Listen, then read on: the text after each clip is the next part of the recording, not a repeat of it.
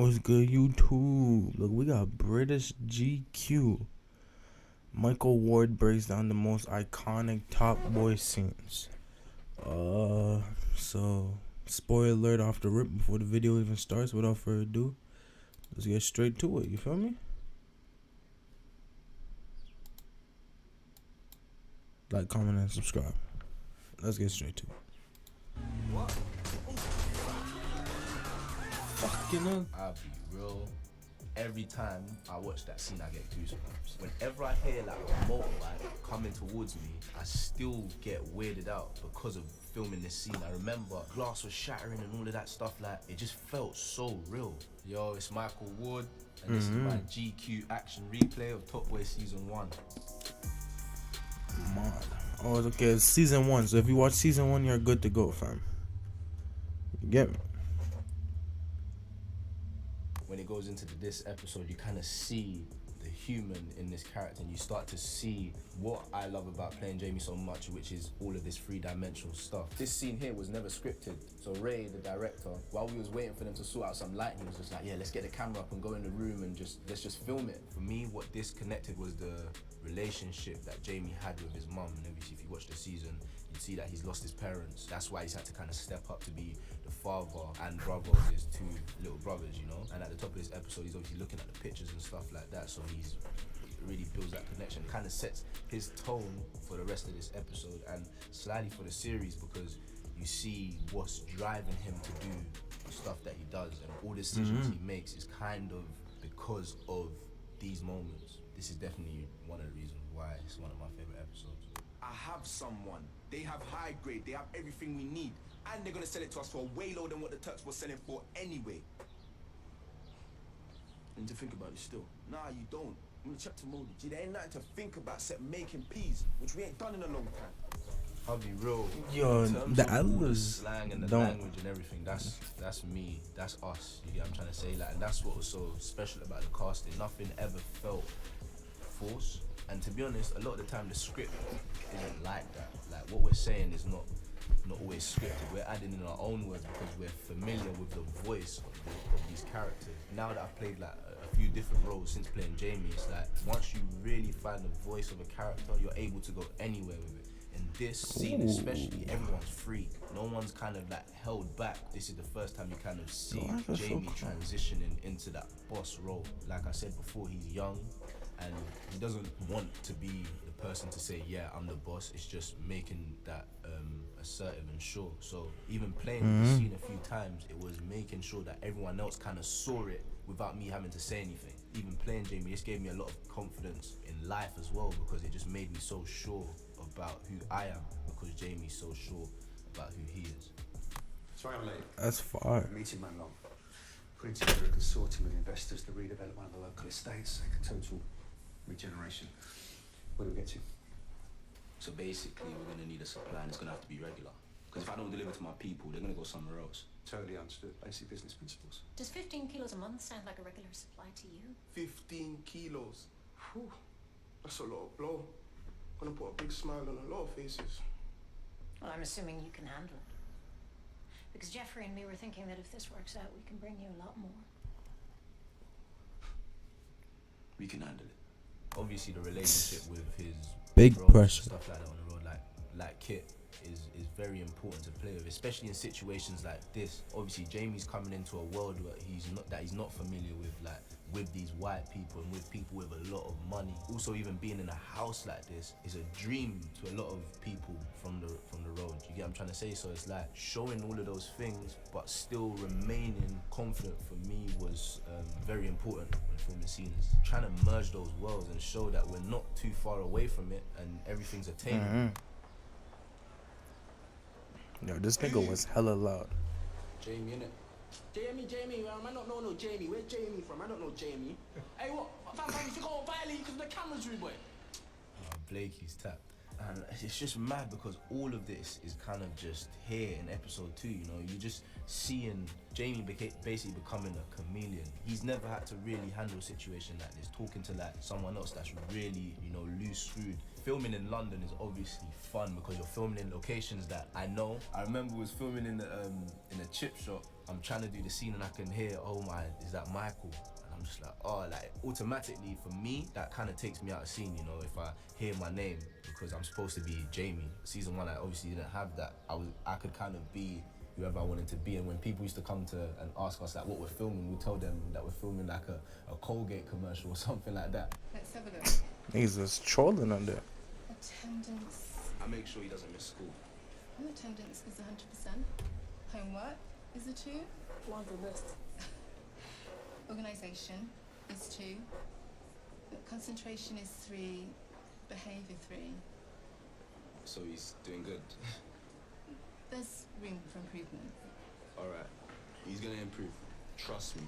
For me, this parents' evening scene was very funny because it just reminds me of when I used to be at parents' evening. My mum used to come and you're just sweating and you're thinking, oh, it's just gonna be long. So I kind of wanted to inflict that feeling onto Araloyne when we were filming the scene, that kind of pressure him to know that, yo, when we leave here, it's not gonna be okay. He's just so cheeky and it just gave me so much to play with. Jamie's had to step up and be in this position. He didn't want to do this. It's something that now he has to do, especially when he's just, you know, come away from like making basically a drug deal. It's always good to have loads of different sides to tap into, but still make this person feel as one.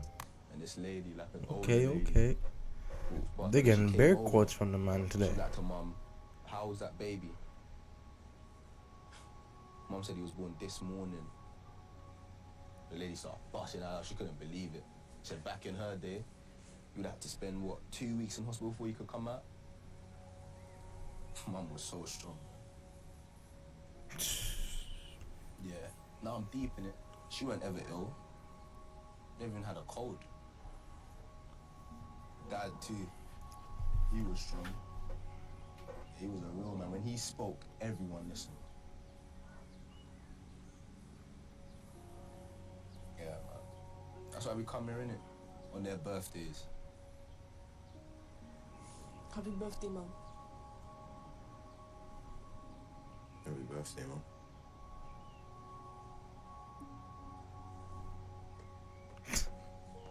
Please show the part where this nigga tries to get a hug too.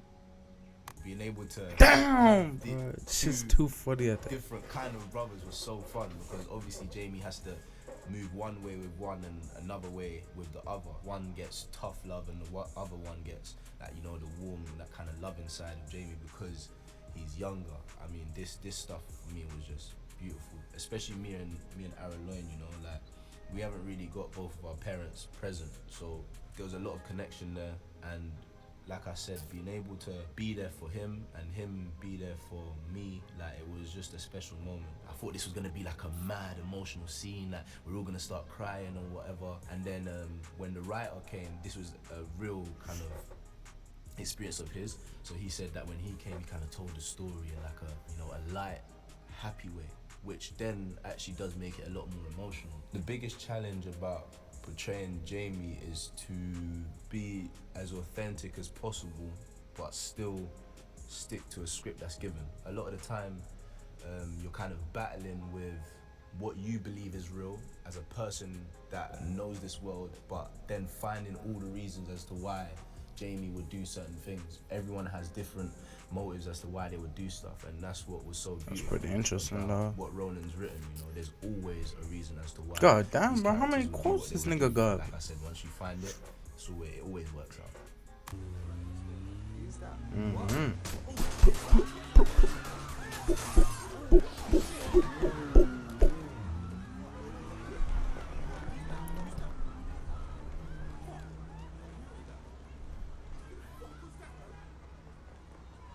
Bro. Shit's peak, dog.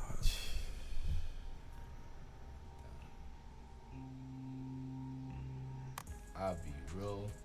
Every time I watch that scene, I get goosebumps. Ever I hear like a motorbike coming towards me, not that I'm traumatized because it's not that, you know, but like I still get weirded out because of filming this scene. I remember it just felt so real. I know what it feels like now for something to stay with you after you've rapped, you know what I mean? Every time that reveal of Tilly, I literally just feel so bad, and it really makes me think about like the people that are really living this life and the people that kind of get caught in the crossfire even though it's not meant to. He literally just moved to the girl earlier in the day, asked her on a date, and they've gone out, and now she's like, she could potentially be dead. A lot of girls can get themselves into this situation. A lot of men draw people into these situations that don't need to be in them, but it's also not intentional. And that's my action replay of Top Boy season 1.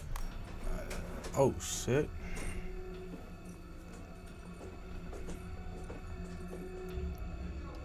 What y'all got going on here, bro?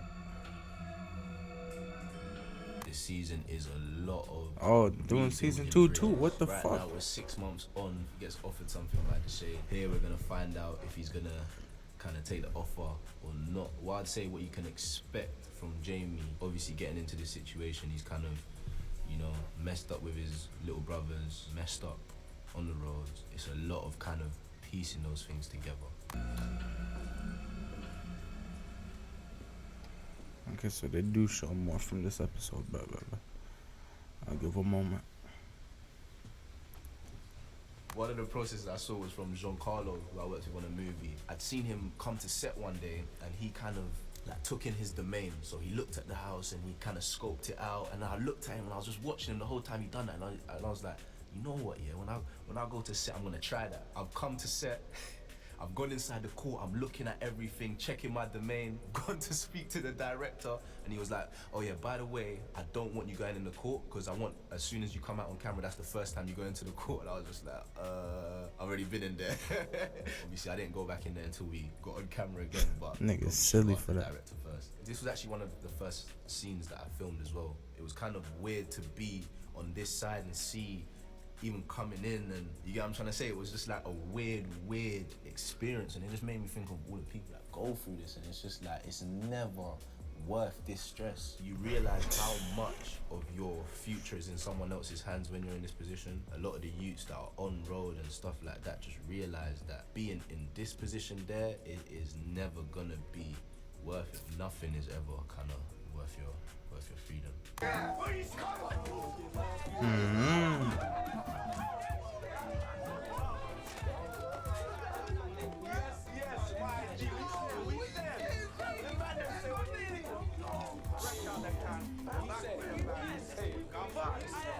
No. That's We say Cannibal. Listen, man, king back. It was mad to be filming this with everyone again still. I hadn't seen a lot of people in a long time. Like, being an actor in general anyway, it's kind of like you're very intimate with these people, and then kind of going away and then coming back. It's like there's a lot of catching up. And this scene especially, this was actually on my birthday, so I was on set filming the scene when I come home. If there was any scene I wanted to be filming on my birthday this season, because it's a long, dark season for Jamie, it would be this. You know, it was a lot of fun. It was nice to be around people that I know and I love. Didn't feel like work at all. You know what I mean? And I still about had to an watch amazing this one, birthday. nice. So yeah, man, it was good. And that's all I'm gonna talk about regarding season 2, because boy, it's mad. I said, yeah, boy, it's mad. Nah, that was fire, no cap. It's up to Jimmy and Top Boy in it.